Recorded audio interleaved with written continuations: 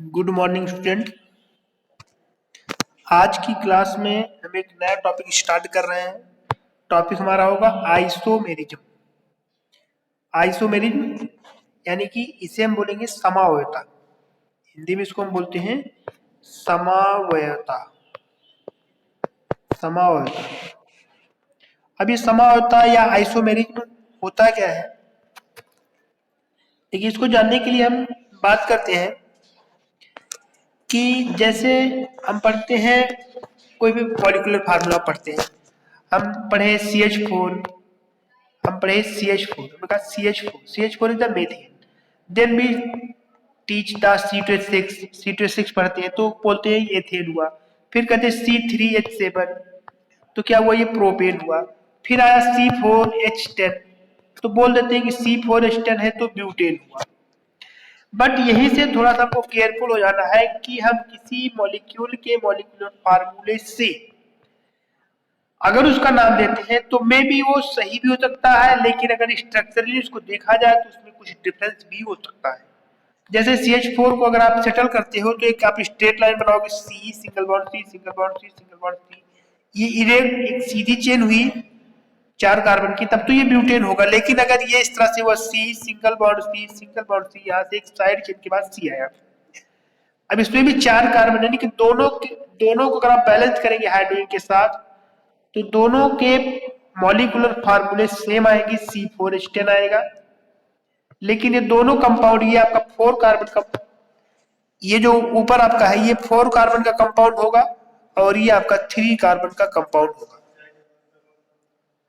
अब ये बात हमको केयरफुल होना होगा कि हम किसी मॉलिक्यूल के मॉलिक्यूलर फार्मूले से, किसी मॉलिक्यूल के मॉलिक्यूलर फार्मूले से उसका स्ट्रक्चर बिना देखे हुए हम ये नहीं डिसाइड कर सकते हैं कि क्या वह दिया गया कंपाउंड वही होगा या कुछ और होगा।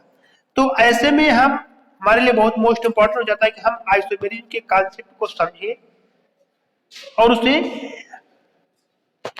उसका उद्देश्य क्या है उसे हम जान पाए। देखिए, आइसोमेरिज्म का डिफाइन कर सकते हैं कि two or more than two type of compound having same molecular formula but different in the arrangement of the molecule is called isomerism।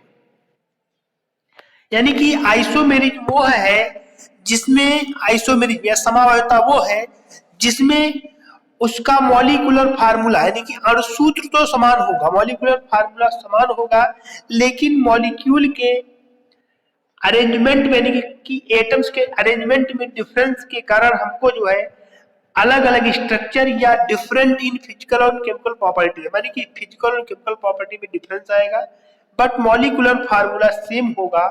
तो उस प्रोसेस को हम बोलेंगे, यानी उस फिनोमेना को हम बोलेंगे आइसोमेरिज्म, और वो सारे कंपाउंड कहलाएंगे आइसोमर्स।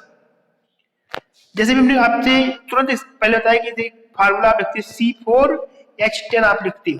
अब C4H10 आपका ब्यूटेन भी हो सकता है, it also may be butane, ये ब्यूटेन भी हो सकता है, या यही आपका 2 मेथिल प्रोपेन भी हो सकता है, 2 मेथिल प्रोपेन भी हो सकता है। अब देखिए, मैं कौन एग्जांपल से समझा रहे हैं, देखिए कैसे तो आपका दोनों, यानी कि अब आप ये समझिए कि मॉलिक्यूलर फार्मूला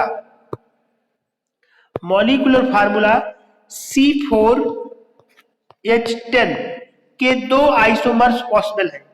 एक आपका हो जाएगा ब्यूटेन यानी कि 4 कार्बन कंपाउंड, और एक आपका हो जाएगा 2 मेथिल प्रोपेन। तो ये हमारा हुआ कि आइसोमेरिज्म जो होगा उसमें मॉलिक्यूल के मॉलिक्यूलर फार्मूले सेम होंगे, लेकिन उनका स्पेशियल अरेंजमेंट जो है वो डिफरेंट टाइप का होगा।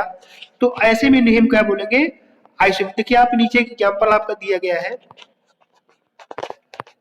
नीचे यहाँ पर आपको एग्जांपल दिया गया है।